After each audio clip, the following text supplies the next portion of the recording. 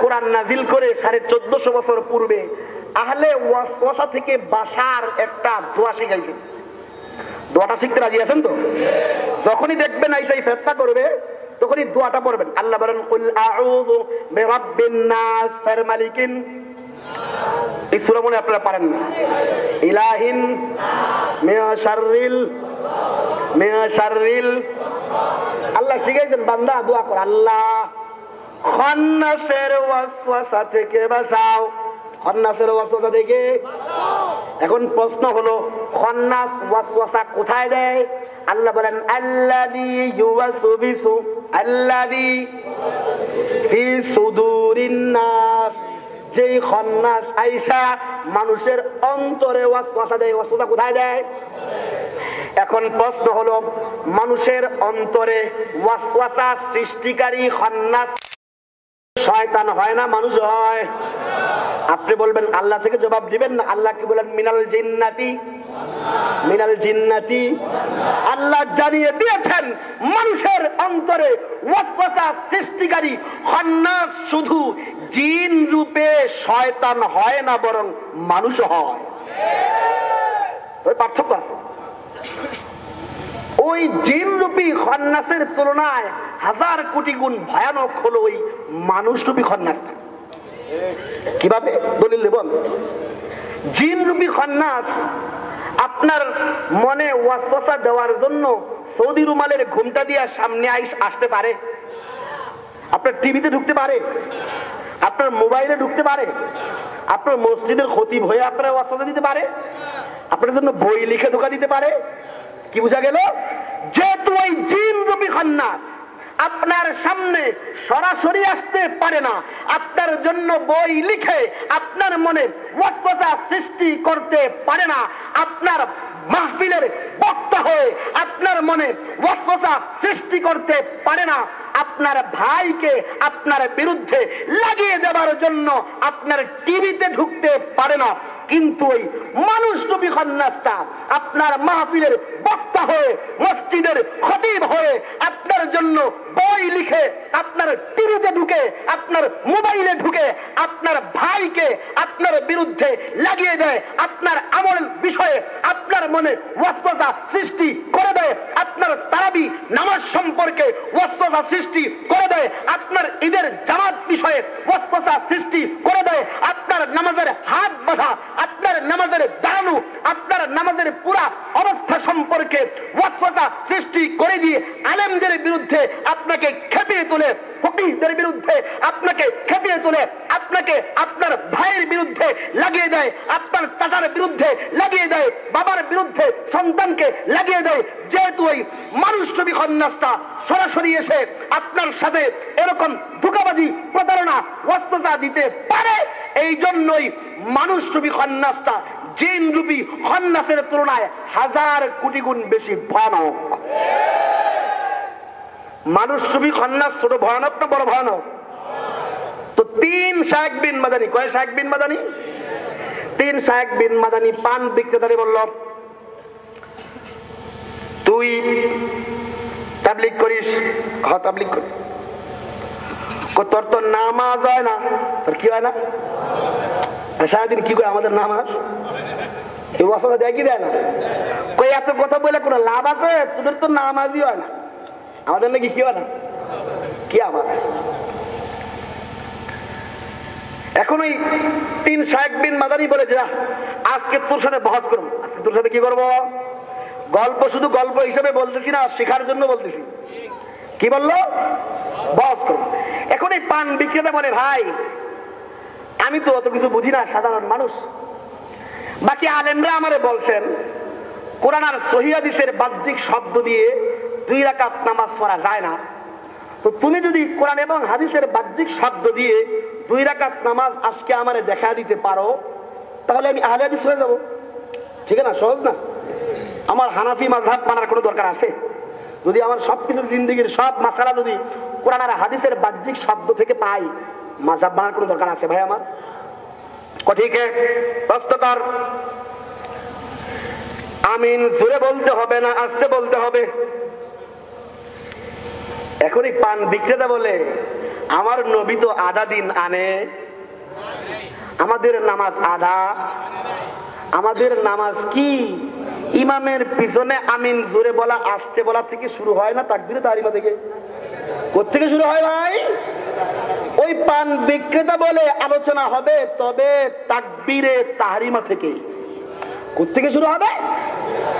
কারণ নামাজ নামক ঘরের দরজার নাম হলো তাকবীরে তাহরিমা। নবী বলেন তাকবীরুহা আত-তাহরীম, যে তাকবীরে তাহরিমা হলো এমন জিনিস যেটি নামাজের বহির্ভূত সমস্ত বিষয়কে হারাম করে দেয়। অর্থাৎ নামাজ নামক ঘরের দরজার নাম কি? তাকবীরে তাহরিমা। আলোচনা হবে তাকবীরে তাহরিমা থেকে। এখন 3 শায়েখ বিন মাদানী বলে ঠিক है বল। পান বিক্রেতা বলে আচ্ছা বলেন তাকবীরে তাহরিমা ফরজ না ওয়াজিব না সুন্নাত? জানতে হবে না? নামাজের কোন মাসআলার কোন বিধান এটা আপনি ভালো করে না জানলে নামাজটা সুন্দর করে পড়তে পারবেন? বুঝে বলবেন, পড়তে পারবেন?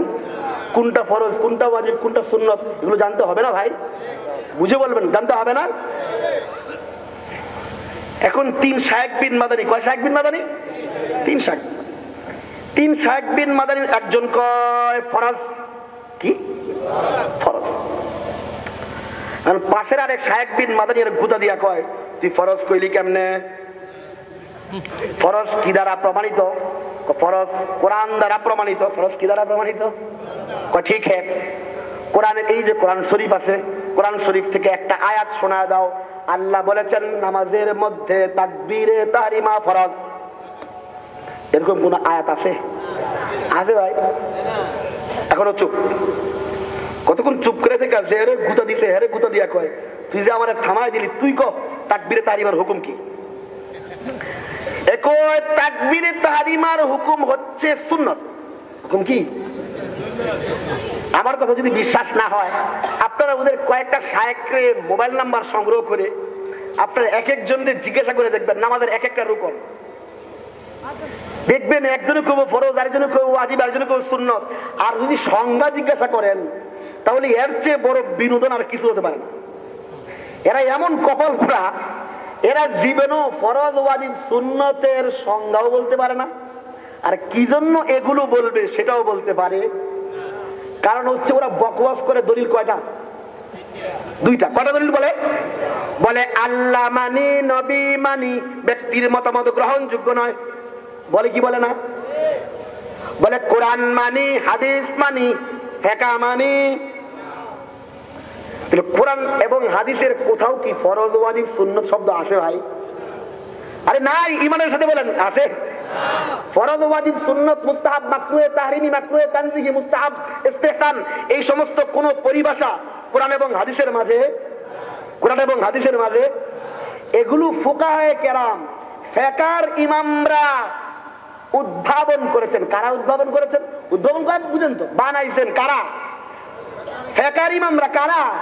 মাযহাবের ইমামরা। মাযহাবের তো যেই ব্যক্তিরা মাযহাব মানে না, মাযহাবের ইমামদের বিরুদ্ধে বকওয়াস করে, ফিকহের কিতাবের বিরুদ্ধে যারা বকওয়াস করে, সেই সমস্ত ব্যক্তিদের সেই কুদুরি থেকে, সেই হেদায়েত থেকে, সেই কানজুদ দাকায়েত থেকে, সেই ফতোয়ায়ে শামী থেকে, ফতোয়ায়ে তাতার খারিয়া থেকে, ফতোয়ায়ে আলমগীরি থেকে, এই সমস্ত ফতোয়ার কিতাব থেকে, ফিকহের কিতাব থেকে ফরজ ওয়াজিব সুন্নাত মুস্তাহাব এই সমস্ত শব্দ চুরি করার কোনো অধিকার তাদের নাই। বলবা ফিকহ মানি না, মাযহাব মানি না, মাযহাব মানি না বলবা, ফিকহ মানি না বলবা, আবার ফিকহের কিতাব থেকে ফরজ ওয়াজিব সুন্নাত শব্দ চুরি করবা, এই অধিকার তাদের আছে? আমরা বলি আমরা মাযহাবও মানি, ফিকহও। যেহেতু ফিকহ মানি সুতরাং ফিকহের কিতাবের পরিভাষা ব্যবহারের অধিকার আমাদের আছে কি নাই ভাই? আচ্ছা, এখন ও বললো সুন্নত, বললো কি? ঠিক আছে, সুন্নত কি দ্বারা প্রমাণিত? সুন্নত হচ্ছে হাদিস দ্বারা প্রমাণিত। কি দ্বারা প্রমাণিত? ঠিক আছে, এই যে সিয়াসিত্তার কিতাব আছে, কিতাব থেকে দেখাও নবী বলেছেন তাকবীরে তাহরিমা সুন্নত। এরকম কোন হাদিস আসে? এখন দুই শাহেক বিন মাদানী চুপ, কয় শাহেক বিন মাদানী চুপ? আরেকজন বাকি আছে না?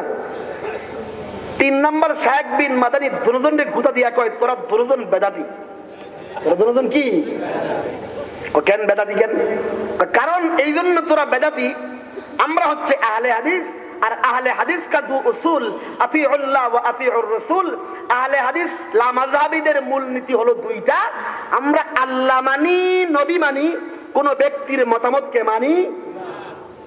আর আল্লাহ এবং নবী কোথাও ফরজ, ওয়াজিব, সুন্নাত, মুস্তাহাব এই সমস্ত ব্যবহার করেন নাই। এগুলো উম্মতিরা বানাইছে, আর উম্মতিদের বানোয়াট পরিভাষা হলো বেদাত। আর সেই বেদাতি পরিভাষা তোরা ব্যবহার করার কারণে তোরা দুজন বেদাতি। দুজন কি? বেদাতি। এখন এই পান বিক্রেতা আলেম ওলামাদের সাথে সম্পর্ক আছে তো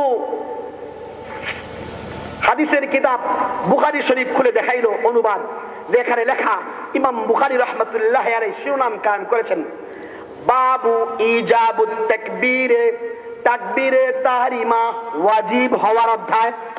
তাকবীরে তাহরিমা ওয়াজিব হওয়া, তাকবীরে তাহরিমা ইমাম বুখারীর মধ্যে কি ওয়াজিব। সুনানে নাসাই খুলে দেখালো ইমাম নাসাই রাহমাতুল্লাহ আলাইহি শিরোনাম কায়েম করেছেন, বাবু ফরজুত তাকবীরাতিল উলা, তাকবীরে তাহরিমা ফরজ হওয়ার অধ্যায়। তাহলে ইমাম নাসাইয়ের মতে তাকবীরে তাহরিমা কি? এখন এই ফরজ ওয়াজিব ব্যবহার করলে যদি কেউ বেদাতি হয়, ওই পান বিক্রেতা বলে, তাহলে 1 নাম্বার বেদাতির নাম ইমাম বুখারী, 2 নাম্বার বেদাতির নাম ইমাম নাসাই। তাই হয় না? এখন চুপ, কতক্ষণ চুপ করে থেকে একজনে কয়, তুই ইমামের পিছনে সূরা ফাতিহা পড়তে হবে কি হবে না এই মাসালা জিগা। কোন মাসালা জিগা? এদের দেখবেন সারাদিন ইমামের পিছনে আমিন বলতে হবে কিনা, রফুল এদান করতে হবে কিনা, তারাবি 8 রাকাত না 20 রাকাত, এগুলো লয়ে ফেরতা করে কি করে না? তাকবীরে তাহরিমা থেকে শুরু করে। আরে ভাই ইমানের সাথে বলেন, তাকবীরে তাহরিমা থেকে শুরু করে, মাঝখানটা ঢুকে না। ওই পান বিক্রেতা বলে নামাজ নামক ঘরের দরজা হলো তাকবীরে তাহরিমা। আজকে ঘরের দরজা ছাড়া মাঝখান দিয়ে শীত দিয়ে ঢুকতে দেব না। শীত দিয়ে ঢুকতে দেব। এই রফুল এদান আমিন জোরে বলা 8 রাকাত 20 রাকাত, এগুলো নামাজের দরজা না মাঝখানের অংশ? মাঝখানের অংশ না। আপনিও বলবেন যে আজকে ঘরের দরজা দিয়ে ঢুকতে হবে, মাঝখান দিয়ে ঢুকা যাবে? আগেই বলেছিলাম, শয়তান হযরত ওমরকে দেখে কত স্পিডে ভাগছে, হে আপনারা দেখে পরের দিন ডাবল স্পিডে ভাগবে।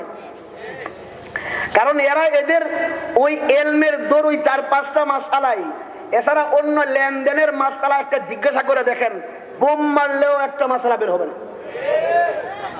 তো এখন ওই পান বিক্রেতা বলে না না, প্রথম মাসআলা থেকে সমাধান করতে হবে। তো 3 শায়েখ বিন মাদানী বলে, আসলে হুকুম তো আমরা জানি না, লেখা নিলাম আরেকদিন জবাব দেব। লেখা নিলাম আরেকদিন। আপনারা প্রশ্ন করতে পারবেন না? প্রশ্ন করতে পারবেন না? প্রশ্ন করে দেখেন, কত মজাতে দেখতে পারবেন। কঠিকে প্রশ্ন করতো 2 নাম্বার প্রশ্ন। আমার 2 নাম্বার প্রশ্ন হলো, ইমাম সাহেব জোরে জোরে তাকবীরে তাহরিমা বলে আর মুসল্লিরা বলে কি বলে না? ওরে বলবেন জবাব জান। আমরা যদি নামাজে ইমামের পিছনে মসজিদ ফাড়ায়া আমিন না বলি, তাহলে আমাদেরকে বলিস যে তুই আমিন মসজিদ ফাটায়া বলিস না, তাহলে তোর নামাজ সুন্নত অনুযায়ী হয়। আর আমিন আস্তে বলার সপক্ষে একটি সহিহ হাদিস দেখাও। কি হাদিস দেখাও? আপনি শুধু বলেন বাবজান, নামাজের 1 রাকাত নামাজে আমিন জোরে বলা আস্তে বলার মাসআলা আসে একবার। কয়বার? আর 1 রাকাত নামাজে ইমাম সাহেব জোরে জোরে তাকবীর দেয় প্রায় 7 বার, আর মুসল্লি আস্তে তাকবীর দেয় 7 বার। কয়বার দেয়? ওরে বলবেন, তুমি যে 7 বার আস্তে আস্তে ইমামের পিছনে তাকবীর বলো, এর সপক্ষে আমি তো একবার আমিন আস্তে বললে বলা দলিল দেখাইতে সহিহ দলিল, আর তুমি যে 7 বার ইমামের পিছনে আস্তে আস্তে তাকবীর বলো, এই আস্তে তাকবীর বলার সপক্ষে সহিহ হাদিস লাগবে না, একটা যঈফ দুর্বল হাদিস দেখাও। যৌক্তিক প্রশ্ন না ভাই? একবার আমি নাচতে বললে আমার কাছে লাগায় কি লাগায় না? আমার কাছে দলিল চাই কি চায় না? তো এই যে তাকবীরে তাহরিমার সময় ইমাম জোরে তাকবীর দেয় মুসল্লি, রুকুতে যাওয়ার সময় ইমাম জোরে তাকবীর দেয় মুসল্লি, রুকু থেকে উঠার সময় ইমাম জোরে তাকবীর দেয় মুসল্লি। তো এই আস্তে যে বলে, এই আস্তে বলার সপক্ষে দলিল কি জানতে হবে না? ওর কাছে আমরা জিজ্ঞাসা করবো না, এ আমার 2 রাকাত নামাজ কোরআন এবং হাদিস থেকে দেখাবে না ভাই? এই প্রশ্ন করতে পারবেন না? এখন যখন বললো যে আমি জোরে বললে আস্তে বললে ফিতনাবাজি করো, তো ইমামের পিছনে তোমরা তাকবীর যে আস্তে বলো সপক্ষে দলিল দেখাও। ও বলে যে আজকে পারুম না আরেকদিন, আজকে পারুম না আরেকদিন, আজকে পারুম না আরেক। ঠিক 3 নাম্বার প্রশ্ন তার যে তারাবি নামাজ 8 রাকাত না 20 রাকাত। এখন ওই পান বিক্রেতা বলে আজকে মাঝখানের প্রশ্ন করা যাবে, তাকবীরে তাহরিমা শেষ হয় নাই। বলো তাহলে তোমার 3 নাম্বার প্রশ্ন কি? আমার 3 নাম্বার প্রশ্ন হলো আমি নামাজের মধ্যে আল্লাহু আকবারের বদলে বললাম আল্লাহু আযমু, ভুলে বলছি। এখন আমার নামাজের হুকুম কি জানতে হবে না? আমাদের দিন কি আদা? তো পূর্ণ দিনের মাসালা আদা হবে না পুরা হবে? সব মাসালার সমাধান থাকতে হবে না? এখন ওই 360 বিন মাদানি কয় এটার সমাধানও আমি জানি না, লেখা নিলাম, আরেকদিন জবাব দেবো। আরেকদিন এলাকার মানুষ ধরছে যে আমাদের এলাকায় আইসা সহিহ হাদিস বলে সহিহ হাদিস দিয়া জীবনের সব মাসআলার সমাধান করে দেবে বলে বলে আমাদের মসজিদে ফিতনা করো, আলেমদের সাথে ঝগড়া করো, আমার ভাইকে আমার বিরুদ্ধে লাগিয়ে দাও, এত ফিতনাবাজি করো, অথচ আজকে তাকবীরে তাহরিমার মাসআলার সমাধান করতে পারো নাই, এমনিতে যাইতে পারবা না, মুসলেকা লিখে দিয়ে যাও। ও লিখে দিল যে পেশওয়ারের আহলে হাদিসরা তাকবীরে তাহরিমার মাসআলার সমাধান করতে পারে নাই। তাকবীরে তাহরিমার মাসআলার সমাধান করতে পারে? আপনি ধরে দেখবেন হে জিন্দেগি তো পারবে, ধরতে পারবেন না ভাই। আমাদের নামাজ কি আদা না পুরা? তো পুরা নামাজের সব মাসআলা জানতে হবে না? সব মাসআলার সব দলিল জানতে হবে না? যেই শায়েখ বিন মাদানিরা এসে আমাদের মসজিদে ঝগড়া লাগায়, আমার ভাইকে আমার বিরুদ্ধে লাগিয়ে দেয়, সাধারণ মুসলমানদের আলেমদের বিরুদ্ধে খেপিয়ে তোলে, তাদের কাছে পুরা নামাজের দলিল চাওয়ার অধিকার আমাদের আছে কি নাই? আছে কি নাই ভাই? প্রশ্ন করতে পারবেন না? মুখস্থ হয়েছে তো? আচ্ছা, 2 দিন পরে ওই এলাকায় মুহাম্মদ বিন সফদর উকারাবি রাহমাতুল্লাহি আলাইহি গেলেন, গিয়া শুনলেন যে পেশওয়ারের আহলে হাদিস লামাযহাবীদের সাথে এই ঘটনা হয়েছে। তো তিনি বললেন ওই কাগজটা একটু আমার কাছে নিয়ে আসো। তো কাগজের মধ্যে লেখা পেশওয়ারের আহলে হাদিসরা তাকবীরে তাহরিমার মাসআলার সমাধান করতে পারে। উনি করলেন কি, ওই শিরোনামটা কাইটা দিয়ে লেখলেন পেশওয়ারের আহলে হাদিসদের নামাজ তাকবীরে তাহরিমা ছাড়াই বলি হয়ে গেছে। তাকবীরে তাহরিমা ছাড়াই কি হয়ে গেছে? তাহলে হুজুর খুব খেপছে, হুজুর আপনি আমাদের নামাজ নিয়ে ঠাট্টা করছেন। কিভাবে? আপনি বলছেন আহলে হাদিসদের নামাজ নাকি বলি হইছে। উনি বললেন যে বলি কাহাকে বলে? বলি কাহাকে? আল্লাহু আকবার বইলে যদি আপনি মুরগি জবাই করেন এর নাম বলি? আল্লাহু আকবার বইলে মুরগি জবাই করলে বলি হয়? আপনি আল্লাহু আকবার বইলা মুরগির কল্লা পুরাটা আলাদা করে ফেলছেন, এর নাম বলি ভাই? বলি কাহাকে বলে? আল্লাহু আকবার সারা জবাই করলে বলি হয় না? আল্লাহু আকবার সারা জবাই করলে বলি হয় না? তুমি বললেন মাসআলার তো সমাধান হয়ে গেল। যাদের নামাজ তাকবীরে তাহরিমা তথা আল্লাহু আকবারের মাসআলার সমাধান ছাড়াই শেষ হয়ে যায়, তাদের নামাজ কিছুতেই পূর্ণ হয় না, বরং বলি হয়। তো আহলে হাদিসদের নামাজ পুরা হয় না বলি হয়? আচ্ছা, 1 নাম্বার মতভেদপূর্ণ মাসআলা হলো হাতটা কোথায় বাঁধবো। হাতটা কোথায়? ভালো করে বুঝতে হবে। হাত বাঁধার ক্ষেত্রে 2টা বিষয় জানা ছাড়া এই মাসআলা পূর্ণ হবে না। কয়টা বিষয় ছাড়া?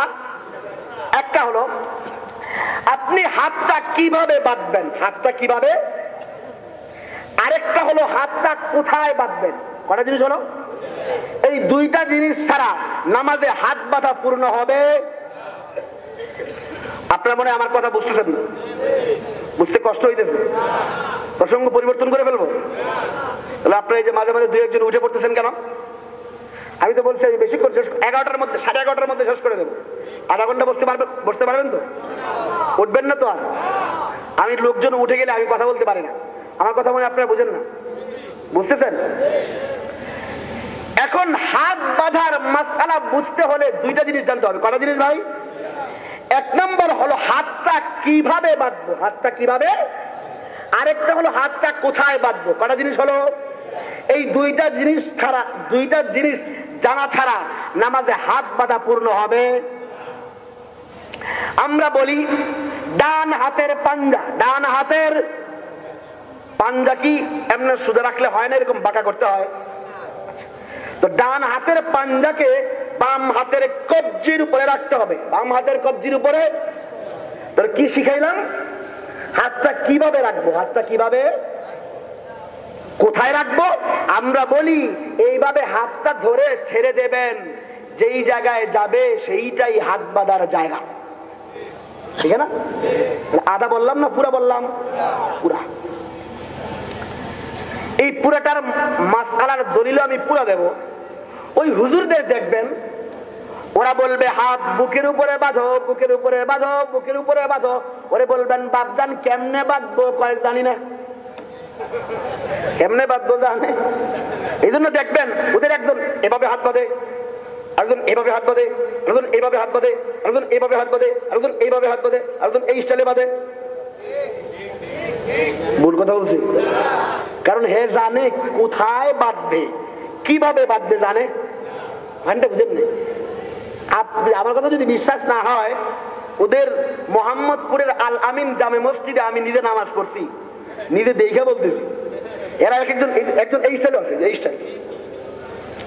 কারণ হে জানে বুকের উপরে বাঁধতে হবে, কিন্তু কিভাবে বাঁধতে হবে জানে। কিন্তু আমাদের মসজিদে এরকম উল্টা পাল্টা হাত বাঁধে না, সবাই একই সিস্টেমে কবজির উপরে রেখে নাবির নিচে সবাই একভাবে বাঁধে। একভাবে না, কিন্তু এরা জীবনেও একভাবে বাঁধে না, এক একজন এক এক স্টাইল। এখন আমাদের এই মাসআলার দলিল কোথায়? প্রথম নাম্বার বলেছিলাম ডান হাতের পাঞ্জাকে বাম হাতের কবজির উপরে রাখতে হবে। দলিল কোত্থেকে দেব আমি আগেই বলেছিলাম যে আমরা দলিল আমাদের কিতাব থেকে দিলে এই হুজুররা কয় এগুলো হচ্ছে হানাফিদের কিতাব। কাদের কিতাব? এই জন্য আমি সিস্টেম নিয়েছি, কোন দলিল আমাদের কিতাব থেকে দেওয়া যাবে না, ওদের কিতাব থেকে দিতে হবে। ঠিক আছে? সহজ নয় এটা? ওদের ওইখানে পরিচয় দিয়েছিলাম চেয়ারম্যান বাড়ি জামে মসজিদের অনুষ্ঠানে যে এই সহিহুল বুখারী তাওহীদ পাবলিকেশন আমাদের প্রকাশনী না, লামাযাবি কথিত আহলে হাদিসদের প্রকাশনী। ঠিক না ভাই? আমাদের প্রকাশনী, তাদের প্রকাশনী। এই সহিহুল বুখারীর প্রথম নাম্বার খণ্ডের 579 নাম্বার পৃষ্ঠা। কত নাম্বার পৃষ্ঠা? 579। ভালো করে খেয়াল করবেন।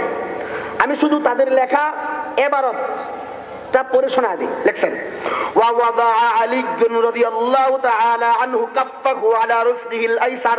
অনুবাদ শোনাই। কি বলেছিলাম? ডান হাতের পাঞ্জা বাম হাতের কবজির উপরে। ঠিক না? আচ্ছা, লেখছেন আলী রাদিয়াল্লাহু তাআলা আনহু সালাতে সাধারণত তার ডান হাতের পাঞ্জা ডান হাতের বাম হাতের কবজির উপরে রাখতেন। বাম হাতের কবজির উপরে, ডান হাতের পাঞ্জা বাম হাতের কবজির উপরে রাখতেন। সুতরাং বোঝা গেল বুখারীর কোথাও আমাদের হাত বাঁধার পদ্ধতির দলিল নাই। দলিল নাই? আছে কি নাই? আমরা যেভাবে বাঁধি বুখারীতে আছে কি নাই? আপনাদের এত ইমান দুর্বল কেন আমার বুঝে আসে না। এই দুই একটা শায়েখ বিন মাদানির বক্তৃতা শুই না, এত হাজার বছরের নামাজকে বিচারের কাঠ গড়ায় দাঁড় করায় বলে দেন যে হুজুররা আপনাদের দিন শিখায় নাই। হায়, যে আলেম ওলামারা আপনাদের জন্য এত মেহনত করে এত কষ্ট করে, যে তাবলীগ ওয়ালারা আপনাদের পিঠে মাথায় হাত বুলায় দিন শিখাইলো, নামাজ শিখাইলো, তাবলীগ শিখাইলো, এই দুই একটা ধোঁকাবাজের কথা শুই না এই হাজার বছরের ঐতিহ্যিক নামাজকে বলে দিলেন এই নামাজ ভুয়া নামাজ। এমন বেইনসাফ হবেন না, এমন বেইনসাফ হবেন না, আল্লাহ সইবেন। তাহলে আমাদের হাত বাঁধার পদ্ধতি বুখারীতে আছে কি নাই? এখন কথা হলো কোথায় বাঁধবো? কোথায় আছে? নাবির নিচে। নাবির নিচের হাদিস কোথায় আছে? পরিষ্কার শব্দে বলি, ইমাম বুখারী রাহমাতুল্লাহ আলাইহির উস্তাদ, নরমাল কোন উস্তাদ না, অনেক বড় উস্তাদ, ফাতহুল বারীতে ইবনে হাজার আসকালানী বলেছেন যে বুখারী শরীফে ইমাম বুখারীর এই উস্তাদ হযরত আবু বকর ইবনে আবি শায়বা থেকে প্রায় 30টার মতো হাদিস আছে। ছোট উস্তাদ না বড় উস্তাদ? তো ইমাম বুখারীর উস্তাদ আবু বকর ইবনে আবি শায়বার সংকলিত হাদিসের কিতাব আল মুসান্নাফ লিইবনে আবি শায়বা, একজন আরব প্রসিদ্ধ শায়েখ, শায়েখ আওয়ামা রাহমাতুল্লাহ আলাইহির তাহকিক সহ আরব মুলক থেকে ছেপেছে এই কিতাবের 3959 নম্বর হাদিস। 3900 তিনি এনেছেন ওয়াইল বিন হুজুর রাদিয়াল্লাহু তাআলা আনহু হতে বর্ণিত। তিনি বলেন, রাআইতুন নাবিয়্যা সাল্লাল্লাহু আলাইহি ওয়াসাল্লাম ওয়াদাআ ইয়ামিনাহু আলা শিমালিহি ফি সালাতি তাহতা সুররা। ওয়াইল বিন হুজুর রাদিয়াল্লাহু তাআলা আনহু বলেন, আমি নবীকে দেখেছি তিনি নামাজে ডান হাতকে বাম হাতের উপরে রেখে নাভির নিচে বেঁধেছেন। কোথায় বেঁধেছেন? তাহলে বুখারীর উস্তাদ, ইমাম বুখারীর উস্তাদের কিতাবের হাদিসও মানি, ইমাম বুখারীর নিজের কিতাবের হাদিসও মানি। সুতরাং বুঝা গেল আমরা ইমাম বুখারীকে মানি না। মানে কি মানি না? ইমাম বুখারীরও মানলাম, ইমাম বুখারীর উস্তাদকেও, ইমাম বুখারীর কিতাবের হাদিসও মানলাম, ইমাম বুখারীর উস্তাদের কিতাবের হাদিসও। সুতরাং বুঝা গেল আমরা ইমাম বুখারীকে মানি না। এরা যেমনি সারাদিন বুখারী বুখারী করে, বুখারীর বুখার তো ওদের, তো বুখারী বুখারী এমন ভাবে বলে মনে হয় ইমাম বুখারী হচ্ছে ওদের পৈতৃক সম্পত্তি। এরকম ভাব ধরে কি ধরে না? ইমাম বুখারী ওদের না আমাদের? আরেকদিন আসলে শোনাবো যে বুখারী শরীফের হাদিস ইনশাআল্লাহ সুম্মা ইনশাআল্লাহ আন্দাজে ছাপাবাজি করে না, আলা ওয়াজহিল বসিরা বলতেছি, বুখারীর কোন একটা হাদিসও বাংলাদেশের তথা কথিত আহলে হাদিস লা মাযহাবিরা তাদের সপক্ষে নিতে পারবে না, পারবে না, পারবে না, পারবে না। যদি কেউ এসে বলে ওদের পক্ষে, আমার সামনে নিয়ে আসবে, জিন্দেগি তো পক্ষে নিতে পারবে না। যাই হোক, যেগুলো বলতেছিলাম, তাহলে আমাদের হাত বাঁধার পদ্ধতি বুখারীতে আছে কি নাই? ওদের একজন বিশিষ্ট শায়েখ আছে, তার নাম হচ্ছে মুজাফফর বিন মুহসিন। কি বিন মুহসিন? মুজাফফর বিন মুহসিন। পিস টিভির বক্তা। কোন টিভির বক্তা ভাই? পিস টিভিতে ওই নাজিল হয় না? ওই নাজিল হয়তো আমি আপনাদেরকে দেখাবো পিস টিভিতে কি ওহি নাজিল হয়, এর একটা নজির আমি দলিল সহ দেখাবো। দেখতে রাজি আছেন তো? তো পিস টিভির বক্তা মুজাফফর বিন মুহসিনের একটা ভিডিও ক্লিপস আছে আমার কাছে। হে বলে যে এইভাবে ডান হাতের পাঞ্জা বাম হাতের কবজির উপরে রাখা, এটা হচ্ছে ইঞ্জিনিয়ারিং পদ্ধতি। কি পদ্ধতি? আমি ওটা বলেছি, রাজশাহী গিয়েও বলেছি যে এটা যদি ইঞ্জিনিয়ারিং পদ্ধতি, আচ্ছা ভাই আমাকে বলেন তো এই পদ্ধতিকে আমরা বানাইছি না বুখারীর হাদিসে আছে? আমাদের আমল না হযরত আলীর আমল? আমি ওকে বলি, বাপজান আমাদের এইটা যদি ইঞ্জিনিয়ারিং পদ্ধতি হয় তাহলে তোদের এইটা এইভাবে হাত ধরে দুই পা দুই দিকে সরায় দাঁড়ানো, এটা হচ্ছে কুংফু স্টাইল। কি স্টাইল ভাই? নিজের ইমানকে সাক্ষী রেখে বলবেন, আপনি যদি একজনকে দেখেন পা দুই দিকে এইভাবে সরায়া এইভাবে দাঁড়ায় আসে, পিছন থেকে দেখলে হেরে নামাজি দেখা যায় না কুংফুর জন্য পুজ দিয়ে একটু দেখা যায়। যদি ইঞ্জিনিয়ারিং পদ্ধতি হয় তাহলে একটা কুংফু স্টাইল হয় না? কুংফু স্টাইলের এক আজীব নামাজ আবিষ্কার করছে। পা দুই দিকে এইভাবে সরায়া দাঁড়ানোর কোন জাল বর্ণনাও কোন হাদিসের কিতাবে নাই। এটা সম্পূর্ণ একটা বেদাতি সিস্টেম। এখন বলবেন যে হুজুর আপনি আন্দাজে কথা বলেন। আমি বলেছিলাম শুরুতেই একটা কথাও আন্দাজে বলবো না, সব কথার দলিল দেব। আমি পরিষ্কার শব্দে বলি, পরিষ্কার শব্দে বলি, দায়িত্বহীন ভাষায় বলি। পা দুই দিকে ছড়িয়ে দাঁড়ানোর সপক্ষে কোন জাল বর্ণনাও হাদিসের কিতাবের কোথাও নাই, বরং এইটা একটা বেদাতি সিস্টেম, বেদাতি সিস্টেম, বেদাতি সিস্টেম। দলিল কোথা থেকে দেবো? আমি দলিল দেই, নিজের কিতাব থেকে দেবো না। আগেই বলেছিলাম ফতোয়া আরকানুল ইসলাম, বাংলাদেশের আহলে হাদিস মাযহাবী বন্ধুদের নিজস্ব প্রকাশনী তাওহীদ পাবলিকেশন। কি পাবলিকেশন? এই পাবলিকেশন হানাফিদের না আহলে হাদিসদের? দেওবন্দীদের না মাযহাবীদের? লা মাযহাবি কথিত আহলে হাদিস বন্ধুদের নিজেদের প্রকাশনী থেকে বের হওয়া আরবের প্রসিদ্ধতম শায়েখ মুহাম্মদ বিন সালেহ আল উসাইমিনের ফতোয়া সংকলন ফতোয়া আরকানুল ইসলাম, ফতোয়া আরকানুল, এই বইটার 368 নম্বর পৃষ্ঠা। কত নম্বর পৃষ্ঠা ভাই? 368 নম্বর পৃষ্ঠায় কি লেখা আছে আমি আপনাদেরকে শোনাই। লেখছেন, অনেকে বাড়াবাড়ি করে পার্শ্ববর্তী মুসল্লির পায়ের সাথে গোড়ালি মিলাতে গিয়ে নিজের দুপায়ের মাঝে অতিরিক্ত ফাঁক সৃষ্টি করে ফেলে। অতিরিক্ত ফাঁক করে কি করে না? দিদিকে সরালে ফাঁক হয় কি হয় না? এটা যেমন সুন্নত বিরোধী হয়, সুন্নত বিরোধী, যেই কাজ সুন্নত বিরোধী সেটা সুন্নত না বেদাত? বাংলাদেশের আলেমের ফতুয়া না আরব শায়েখের ফতুয়া? বইটা আমরা বের করছি না ওই হুজুররা বের করছে? হুজুররা বের করছে না? এটা সুন্নত, সুন্নতের পক্ষে না সুন্নত বিরোধী? এরপর লেখছেন, অনুরূপ ভাবে পরস্পরের কাঁধ থেকেও বহু দূরে চলে যায়।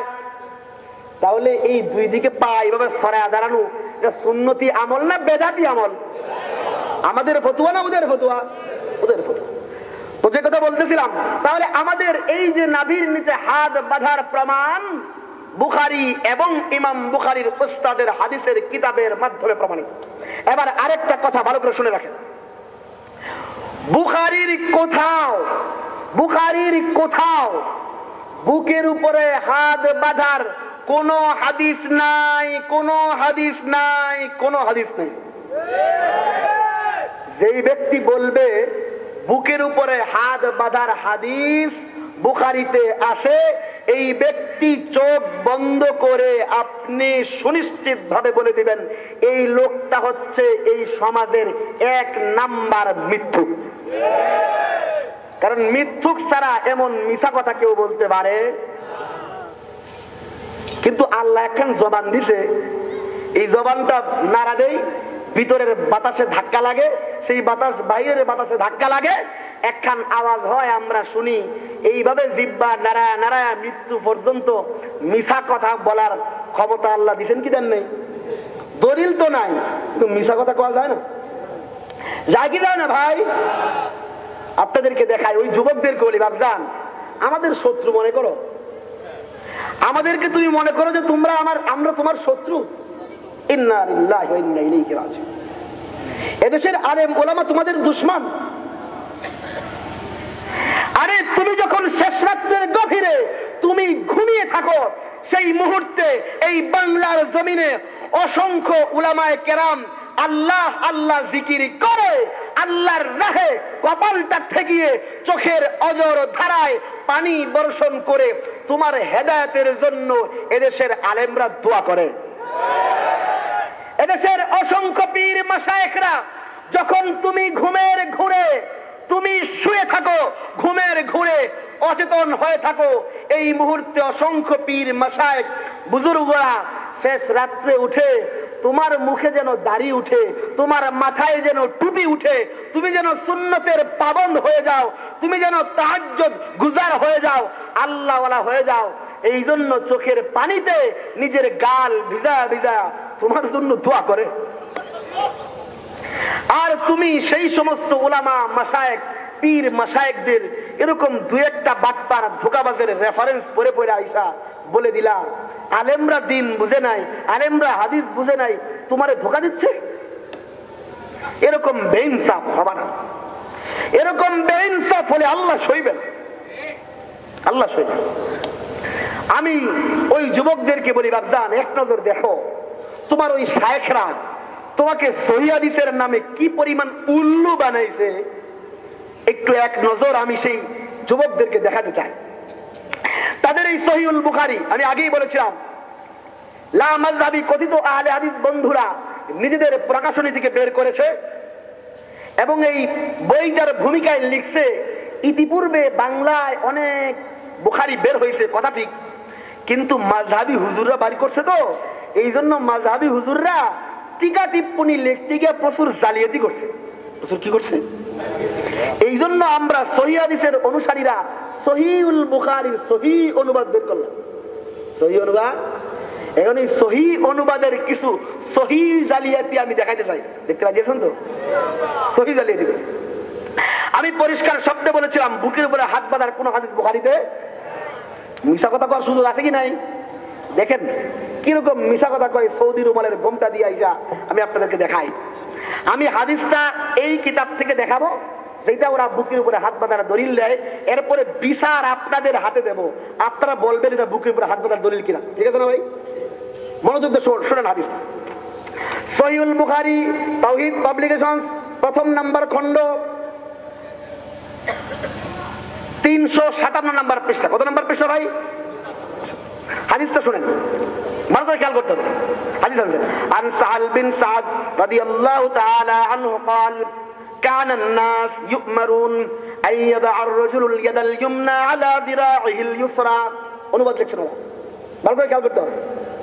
লিখছেন সাহাল ইবনে সাদ হতে বর্ণিত, তিনি বলেন লোকদের নির্দেশ দেয়া হতো যে সালাতে প্রত্যেক ডান হাত, প্রত্যেক ডান বাম জেরার উপরে রাখবে, বাম জেরার উপরে। এখন প্রশ্ন হলো জেরা কি হালুয়া জানতে হবে না? এরা নিচে লিখছেন, নিজেই লিখছেন আরবি অভিধান গুলোতে জেরা শব্দের অর্থ পূর্ণ এক গজ বিশিষ্ট হাত, অর্থাৎ এই জায়গা থেকে নিয়ে এই জায়গা পুরাটার নাম জেরা। পুরাটার নাম কি? জেরা। নবী বললেন কি জেরা, বুঝছেন তো ভাই? বুঝতে হবে এটা, জেরা হচ্ছে এই জায়গা থেকে নিয়ে এই জায়গা, পুরাটার নাম কি? জেরা। আর হাত বলা হয় এখান থেকে নিয়ে বগল পর্যন্ত, পুরাটার নাম কি? হাত। পুরাটার নাম কি? নবী বলেছেন তোমরা ডান হাতকে বাম জেরার উপরে রাখো, সুতরাং বুঝা গেল হাত বুকের উপরে বাঁধো। বুঝে বলবেন নবী কি বলছেন?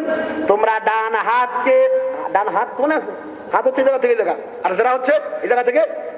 তো নবী বলেছেন তোমরা ডান হাতকে বাম জেরার উপরে রাখো, সুতরাং বুঝা গেল হাত বুকের উপরে বাঁধো। এটাই দলিল। এটা দলিল হয়েছে কি? আবার আজীব দলিল না? এটা আজীব দলের আজীব দলিল। এটা বুকের উপরে হাত বাঁধা দলিল হয়েছে। এখন দলিল তো হয় না, কিন্তু দলিল তো বুঝাইতে হবে। এবার দাঁড়াইছেন মুজাফফর বিন মহসিন।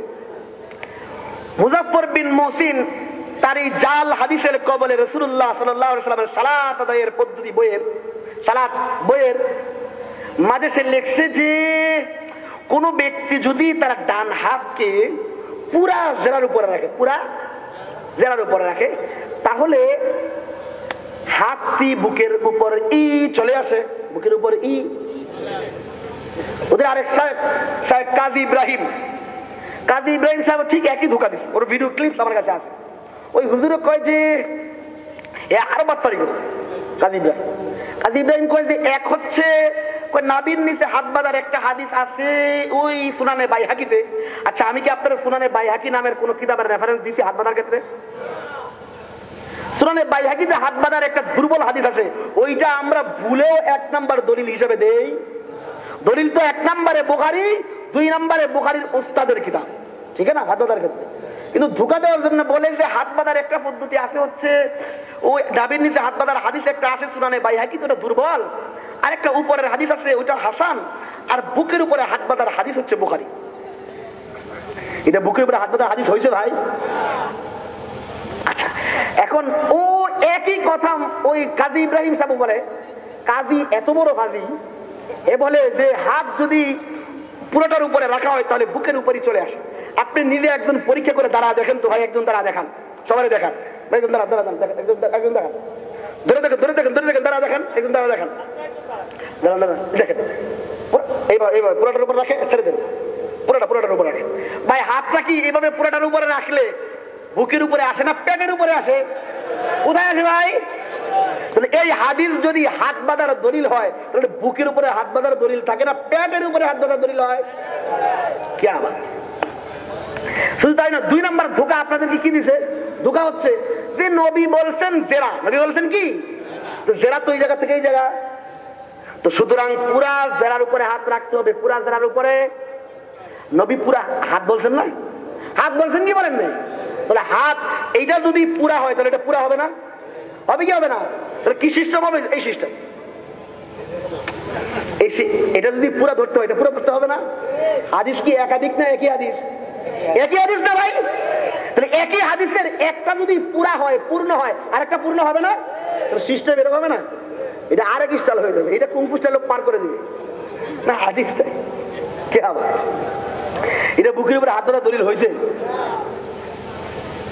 দলিল হয় নাই। কিন্তু এই হুজুররা যতগুলি বই আছে এই জাল হাদিসের কবলে রাসূলুল্লাহর নামাজ সহ যতগুলি বই আসাদুল্লাহ গালিব লিখছে, মুরাদ বিন আমজাদ লিখছে, এরপরে তাদের খলিলুর রহমান বিন ফজলুর রহমান লিখছে, আবু আব্দুল্লাহ শহীদুল্লাহ খান মাদানী লিখছে, এই সব কোটি শায়েখ বিন মাদানীরা এইটারে হাত বাঁধার, বুকের উপরে হাত বাঁধার 1 নাম্বার দলিল হিসেবে লিখছে।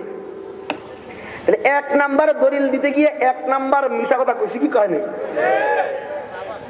এই মিশা কথারেও আরো পার করে দিয়ে আরো জঘন্য মিথ্যা কথা তাদের এই সহিহুল বুখারীর 1ম নাম্বার খণ্ডের 357 নাম্বার পৃষ্ঠায় কিভাবে লিখছে আমি আপনাদেরকে শোনাই। লিখে লিখছে, ওয়াইল বিন হুজর রাদিয়াল্লাহু তাআলা আনহু হতে বর্ণিত, তিনি বলেন যে আমি নবী সাল্লাল্লাহু আলাইহি ওয়াসাল্লাম এর সাথে সালাত আদায় করেছি। আমি দেখেছি নবী সাল্লাল্লাহু আলাইহি ওয়াসাল্লাম স্বীয় ডান হাত বাম হাতের উপর রেখে বুকের উপরে রাখলেন। কোথায় রাখলেন? ভাবে খেয়াল করবেন। এখন হাদিস আনলো ওয়াইল বিন হুজুর হতে বর্ণিত, নবী নাকি নামাজে ডান হাত বাম হাতের উপর রেখে কোথায় রাখলেন? বুকের উপরে। এখন আমরা প্রশ্ন করব না বাপজান এই হাদিস তুমি কোত্থেকে পাইছ? প্রশ্ন করবো না? হাদিসে লিখছে, হাদিসের রেফারেন্স লিখছে বুখারী 102 নম্বর পৃষ্ঠা। এই হাদিস ওয়াইল বিন হুজুরের বুকের উপরে হাত বাঁধা হাদিস কোথায় আছে? 100। শুধু তাই নয়, এর পরের পৃষ্ঠাতে আমি ওই কলেজ ভার্সিটির ওই সমস্ত শিক্ষিত যুবকদেরকে উদ্দেশ্য করে বলি, তোমাদের শিক্ষা, তোমাদের পড়াশোনা, তোমাদের জ্ঞানকে কি পরিমাণ বৃদ্ধাঙ্গুলি দেখিয়েছে এই সমস্ত শায়েখ। এক নজর দেখো বাংলাদেশের অসংখ্য মানুষের ঘরে ইসলামিক ফাউন্ডেশনের বুখারী আছে কি নাই? আছে কি নাই ভাই? ইসলামিক ফাউন্ডেশনের বুখারী শরীফ বাংলা অনুবাদ যে দেশের অসংখ্য মানুষের ঘরে আছে, ওই মানুষটা কিতাব খুলে ধোঁকাবাজি ধরে ফেলতে পারবে? তারপরেও ওয়াইল বিন হুজুর থেকে বর্ণিত বুকের উপরে হাত বাঁধার রেফারেন্স দিয়েছে 358 নম্বর পৃষ্ঠায় বুখারী ইসলামিক ফাউন্ডেশন 2য় খণ্ড হাদিস নাম্বার 702। নাউযুবিল্লাহি মিন যালিক, ইন্না লিল্লাহি ওয়া ইন্না ইলাইহি রাজিউন। যে হাদিসটা কোথায় আছে বলছে? বুখারী ইসলামিক ফাউন্ডেশন 2 নম্বর খণ্ড 702 নম্বর পৃষ্ঠা। যদি আপনার বাড়িতে ইসলামিক ফাউন্ডেশনের বুখারী থাকে, আজকে গিয়ে 2 নম্বর খণ্ডের 702 নম্বর 2 নম্বর হাদিসটা খুলে দেখেন। বুখারী তো দূরে থাক, এই হাদিস বুখারী তো দূরে থাক, মুসলিমের কোথাও নাই, আবু দাউদের কোথাও নাই, মুসলিমের কোথাও নাই, নাসাইর কোথাও নাই, ইবনে মাজার কোথাও নাই, সুনানে তিরমিজির কোথাও এই ওয়াইল বিন হুজুর থেকে বর্ণিত বুকের উপরে হাত বাঁধার এই হাদিসের কোনো অস্তিত্ব নাই। কোন অস্তিত্ব? যে হাদিসের অস্তিত্ব সিহা সিত্তা বুখারী, মুসলিম, আবু দাউদ, নাসাই, তিরমিজি, ইবনে মাজার কোথাও নাই, সেই হাদিসকে ইসলামিক ফাউন্ডেশনের 2 নম্বর বুখারী 2 নম্বর খণ্ডের 702 নম্বর হাদিস বলে খণ্ড পৃষ্ঠা নাম্বার লিখে দিচ্ছে।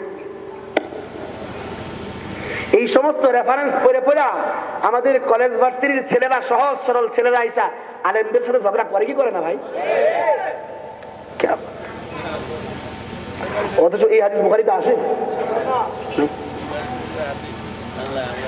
শুধুমাত্র আমাদের ওলামায়ে কেরামদের সাথে সাধারণ আপনাদের আমাদের মাঝে দূরত্ব সৃষ্টি করার জন্য এমন জঘন্য মিথ্যাচার করা হয়েছে। এই মিশা কথা কি ভাই আমাদের নামে বলছে না নবীর নামে বলছে? এই মিশা কথা কি শুধু বাজারে বলে না মসজিদে ঢুকে বলে? পিএস টিভির বক্তা হয়ে বলে। বলে কি বলে না? কেমন ওহী নাযিল হয় বুঝছেন তো? খন্ড পৃষ্ঠা নাম্বার লিখে মিশা কথা। আপনারা অনেক বিরক্ত হয়ে যাচ্ছেন, এই জন্য খালি আমি জালিয়াতি দেখাই, কয়েকটা জালিয়াতি দেখাই, আপনারা অবাক হয়ে যাবেন। আপনাদের কল্পনায় আসবে না এরা এত মিশা কথা। আপনাদেরকে দেখিয়েছিলাম জাল হাদিসের কবলে রাসূলুল্লাহ সালাম। এই বইয়ের মুজাফফর বিন মহসিন সাহেব 218 নম্বর পৃষ্ঠা, কত নম্বর পৃষ্ঠা ভাই? 218 নম্বর পৃষ্ঠা লিখছে যে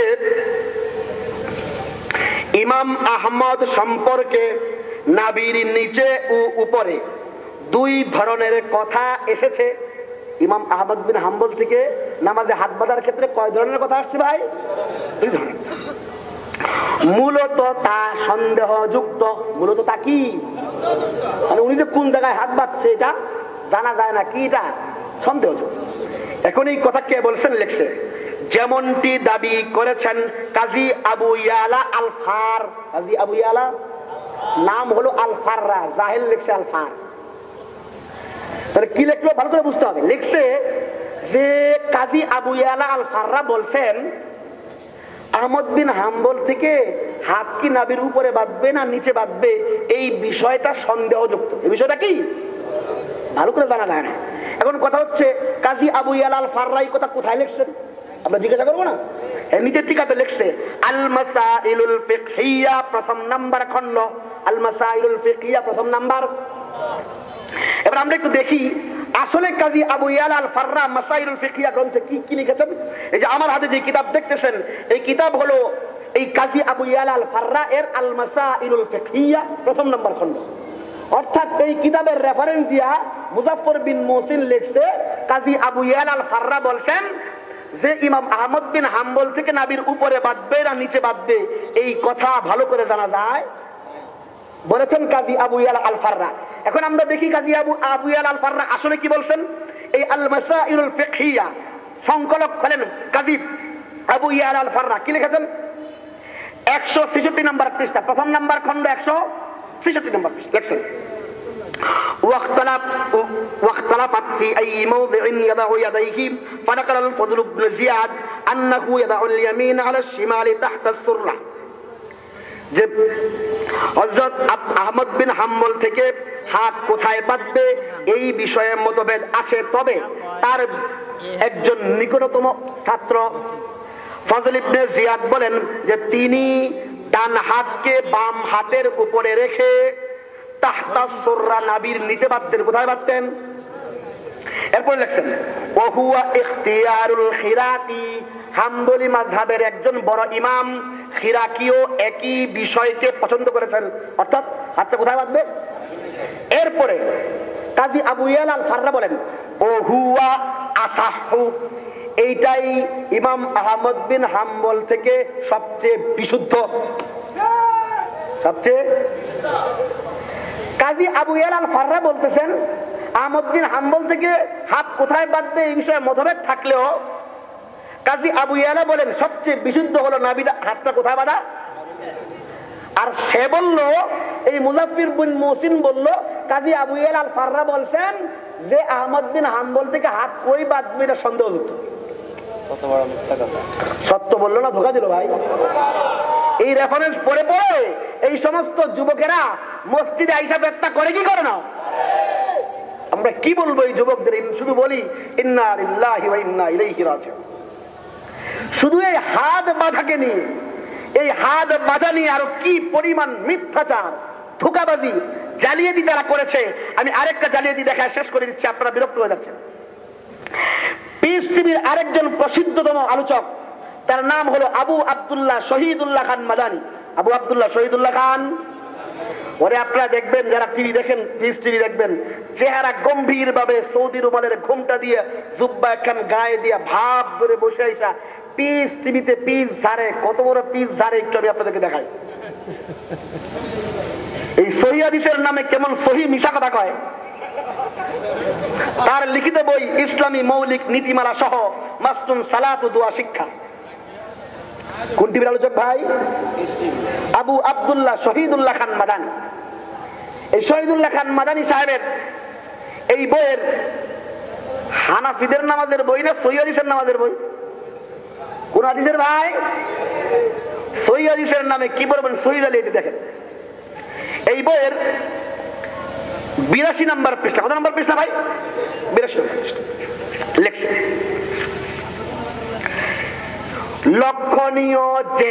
লক্ষণীয় হানাফি মাযহাবের বিশিষ্ট মুহাদ্দিস আল্লামা আইনি হানাফি রাহমাতুল্লাহি আলাইহি রুকুতে যাওয়ার আগে দুহাত তোলার ব্যাপারে ইমাম আবু হানিফা রাহমাতুল্লাহি আলাইহি সম্পর্কে লিখেছেন। কার সম্পর্কে লিখছেন?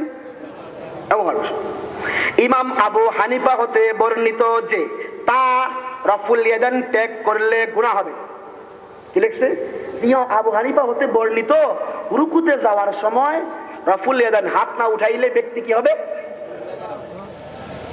কোথায় আছে এই কথা? নিচে লিখছে উমদাতুল কারি। আচ্ছা, এখন আমরা রুকুতে যাওয়ার সময় রফুল ইয়াদান করি না? রফুল ইয়াদান বুঝেন তো? হাত উঠানো রফুল ইয়াদান মানে আমরা রুকুতে যাওয়ার সময় রফুল ইয়াদান করি। আমরা হানাফি মাযহাব মানি না?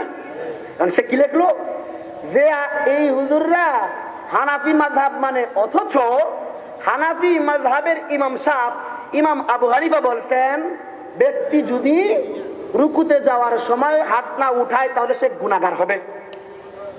ব্যক্তি কি হবে?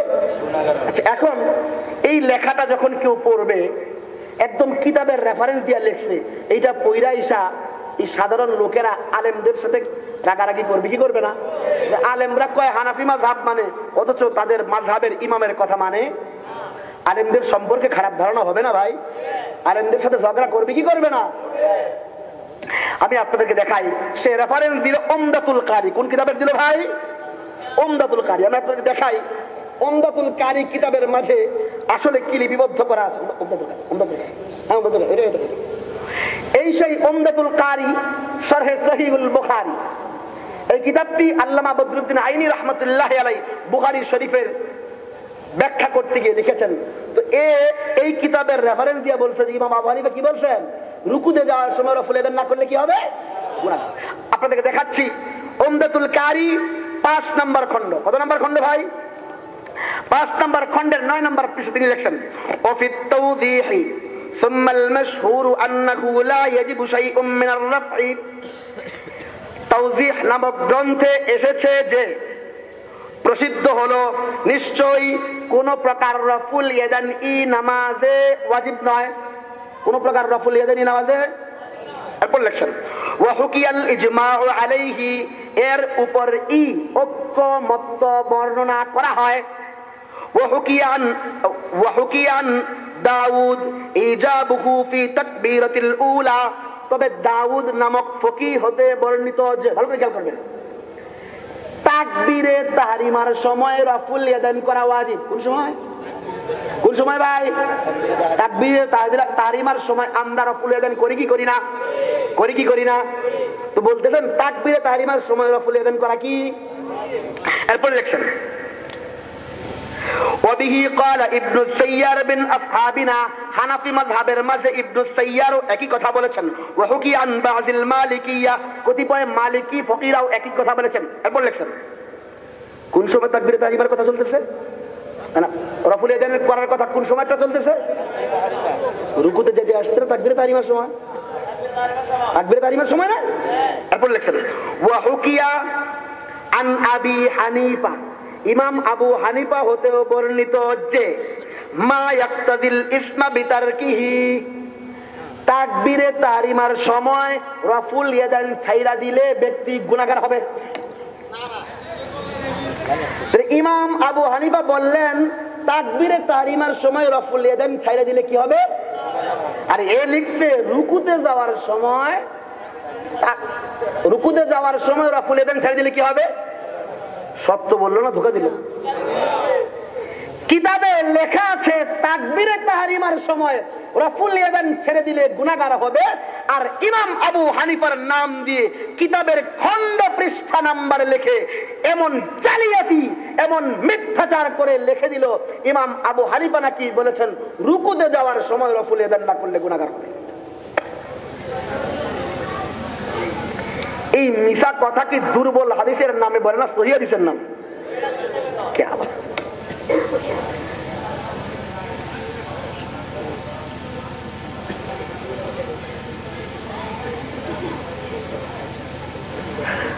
প্রশ্ন আসছে, আমরা সাধারণ মানুষ এদের ফাঁদে পড়ে হয়তো ইসলাম বিরোধী কথা বলেছি, আল্লাহ কি আমাদের ক্ষমা করবেন? ইনশাআল্লাহ ক্ষমা করে দিবেন। ইন্নাল্লাহা লা ইয়াগফিরু আন ইউশরাকা বিহি ওয়া ইয়াগফিরু মা দুনা যালিকা লিমান ইয়াশা। আল্লাহ পরিষ্কার বলেছেন, যারা শিরিক না করে তাদের যে কাউকে আল্লাহ ইচ্ছা করলে মাফ করে দেন। সুতরাং যারা এই সমস্ত মিথ্যা রেফারেন্স পড়ে পড়ে, জালিয়াতি পূর্ণ বক্তব্য পড়ে পড়ে আলেমদের সাথে ঝগড়া করেছেন, বিবাদ করেছেন, তাদেরকে উদাত্ত আহ্বান করি, আপনারা আমাদের শত্রু, আপনারা আমাদের শত্রু, আমাদের দুশমন, আমরা আপনাদের বন্ধু, আমরা আপনাদের ঈমান হেফাজত করতে চাই। আপনাদেরকে এই সমস্ত কিতাব লিখে লিখে, বই লিখে লিখে, রেফারেন্স দিয়ে দিয়ে, কিতাবের খণ্ড পৃষ্ঠা নাম্বার লিখে লিখে আপনার ঈমান নিয়ে তারা ছিনিমিনি খেলতেছে, আপনার ঈমানকে তারা চুরি করতেছে।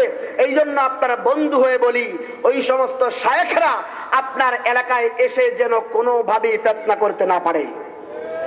আমরা পরিষ্কার শব্দে একটা কথা বলে দেই,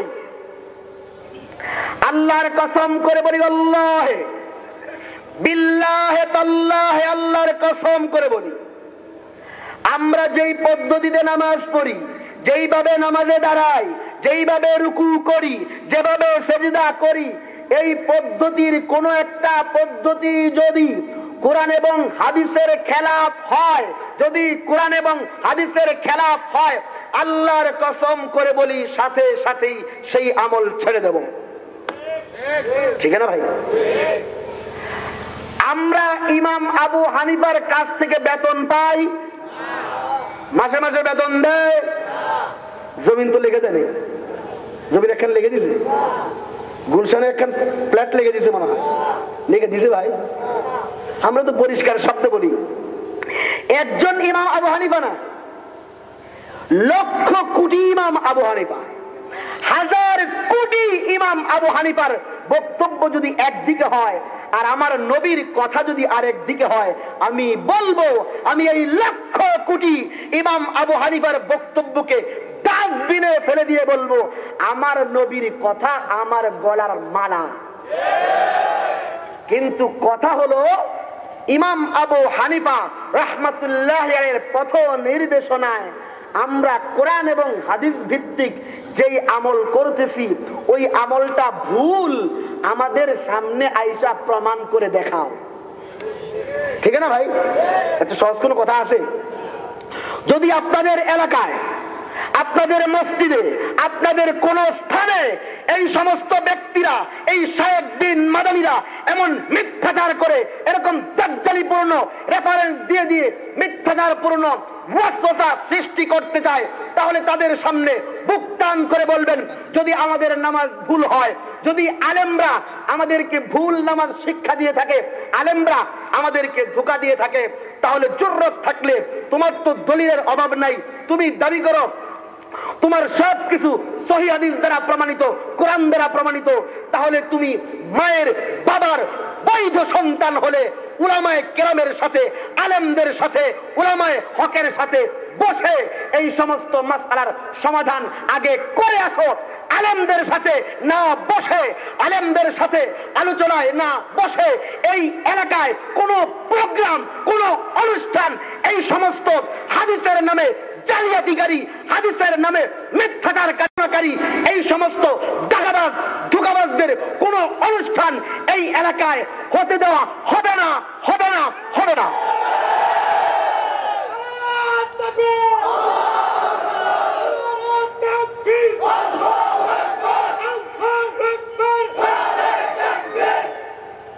সহজ কথা হচ্ছে, পরিষ্কার শব্দে বলবেন, তোমাদের দলিল তো সব কোরআন আর সহিহ হাদিসে, ঠিক না?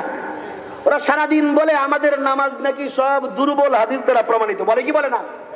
আমাদের নামাজের পক্ষে দলিল নাই, আমলের পক্ষে দলিল নাই। ওরে বলবেন, বাদশা না, আমরা তো দুর্বল, আমরা কি দুর্বল না?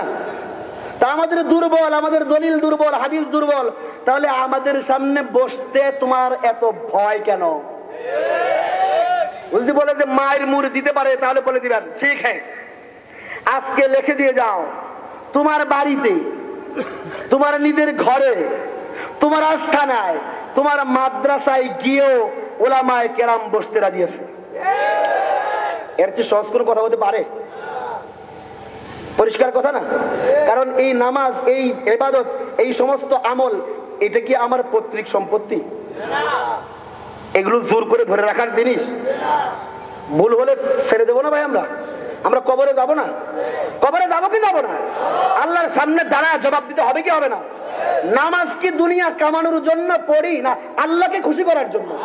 এখন যেই নামাজ পড়লে আল্লাহ অখুশি হবেন, আল্লাহ রেগে যাবেন, আল্লাহ অসন্তুষ্ট হবেন, সেই নামাজ ঘাউরামি করে পড়ার কোনো দরকার আমাদের আছে? আছে ভাই? এটা তো দিন, এটা তো দুনিয়া না। এটা তো আমরা পয়সা কামানোর জন্য নামাজ পড়ি না। পয়সা কামানোর জন্য, জমিনের জন্য, ফ্ল্যাটের জন্য, প্লটের জন্য, চেয়ারম্যানের জন্য, মেম্বারের জন্য, এমপিত্বের জন্য, মন্ত্রিত্বের জন্য, পদ পাওয়ার জন্য আমরা নামাজ পড়ি? আমরা ইবাদত করি? ইবাদত করি আল্লাহকে খুশি করার জন্য। তাহলে স্বেচ্ছায় স্বজ্ঞানে আমি কেন দুর্বল হাদিসের উপরে আমল করব? তুমি যেহেতু বকওয়াস করো, আমাদের দলিল দুর্বল, আমাদের হাদিস দুর্বল, আমল দুর্বল, তাহলে আমাদের সামনে আসতে তোমাদের এত বুক কাঁপে কেন? সহজ কথা নয়?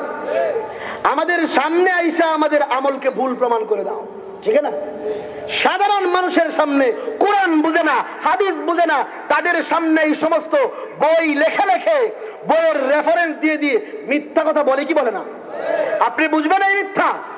আলেম ছাড়া বুঝবে?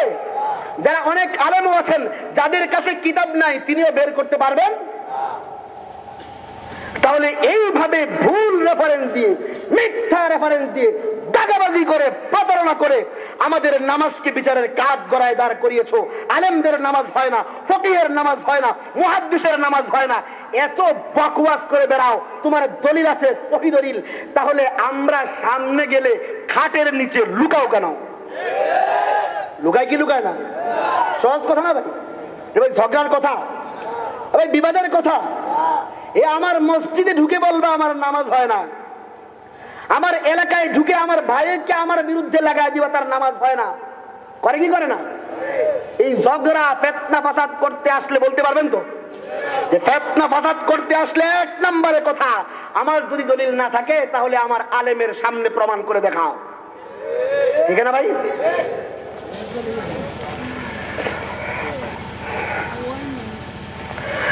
তথাকথিত লামাযহাবী ও আহলে হাদিসরা মুনাফিক নাকি কাফের?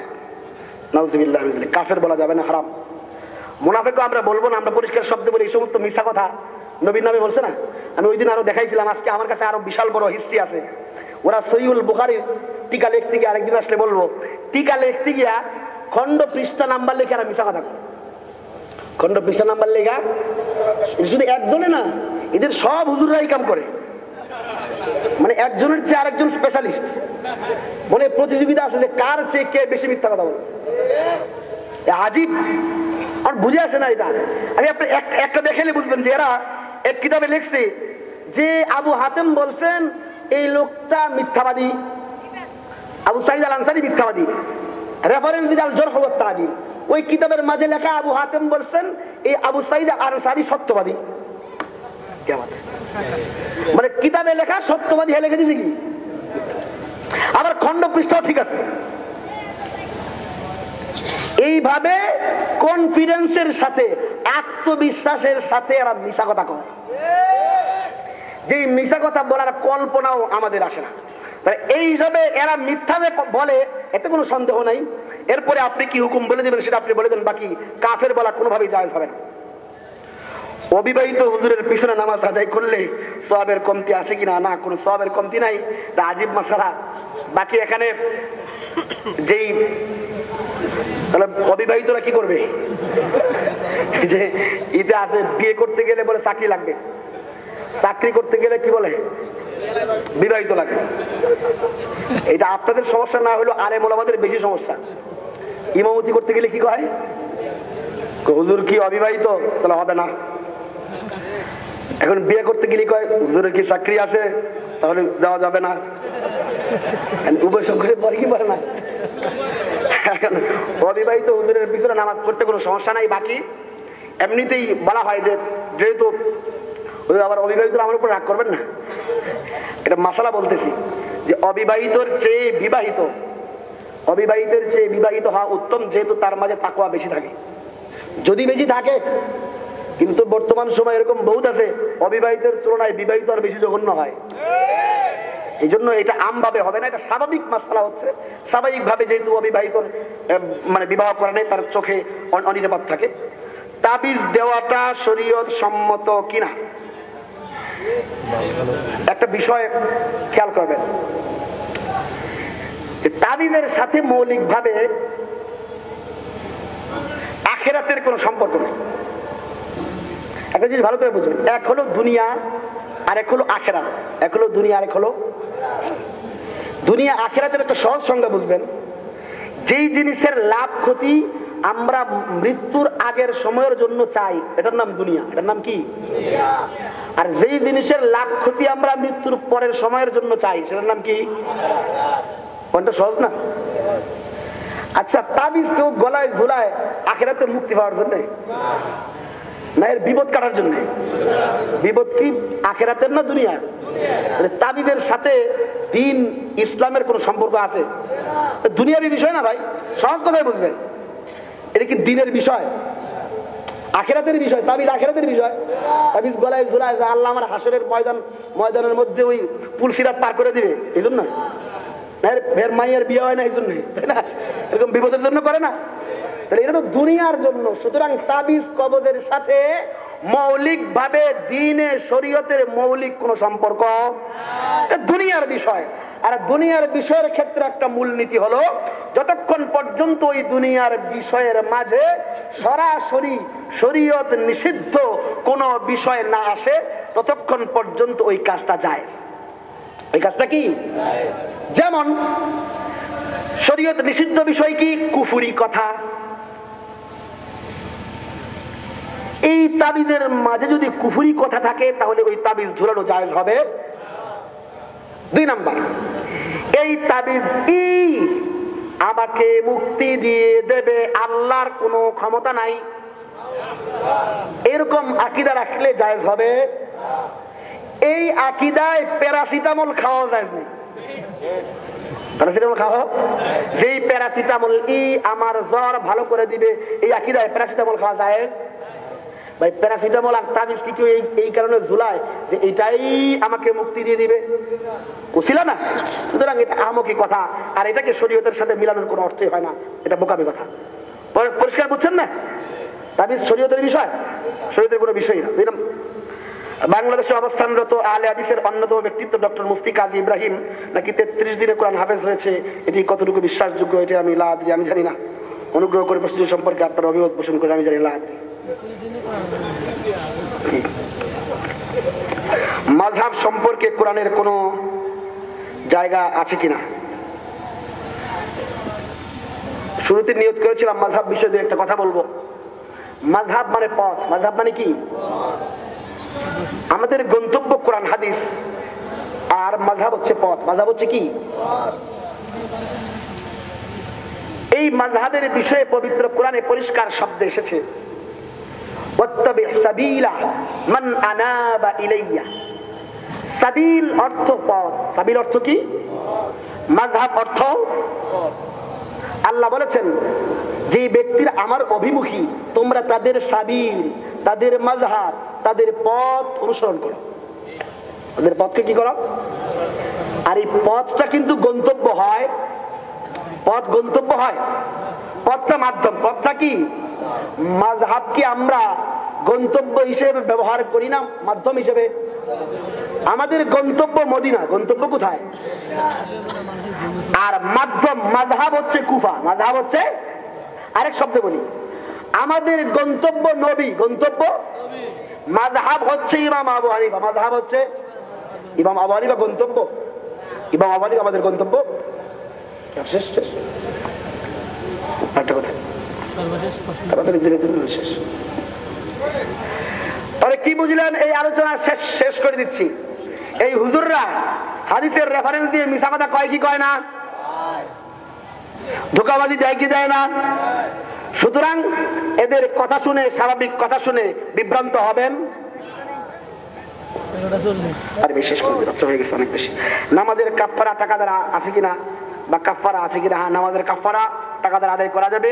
যে সমস্ত ব্যক্তিরা এই ফতোয়া দেয় ওদেরকে বলবেন যে যাকাত নবীর জামানায় কি দ্বারা আদায় করা হইতো? স্বর্ণ রূপা দ্বারা। ওদেরকে বলবেন যদি ওই টাকা দ্বারা স্বর্ণ রূপা দ্বারা যাকাত আদায় করা জায়েজ হয় তাহলে এটা কি হবে? জায়েজ হবে কি হবে না? আহমদ মার্কা পড়ছে। আমি আব্দুর রাজ্জাক বিন ইউসুফের এক বই কে বড় লাভবান, এই বইয়ে লিখেছে যে মানুষের মতো আল্লাহর ও হাত পা অন্তর ইত্যাদি আছে, এই আকীদা না পোষণ করলে নাকি ঈমানই থাকবে না। নাউযুবিল্লাহ মিন যালিক, নাউযুবিল্লাহ মিন যালিক। আমি ওই বই পড়ি নাই। যদি কোনো ব্যক্তি বলে মানুষের মতো আল্লাহর হাত পা চোখ এগুলো আছে, তাহলে এটা সম্পূর্ণ কুফরি এবং শিরকি কথা, সম্পূর্ণ কুফরি এবং শিরকি কথা। আল্লাহ রাব্বুল আলামিন আমাদের এই সমস্ত কথা থেকে হেফাজত করুন।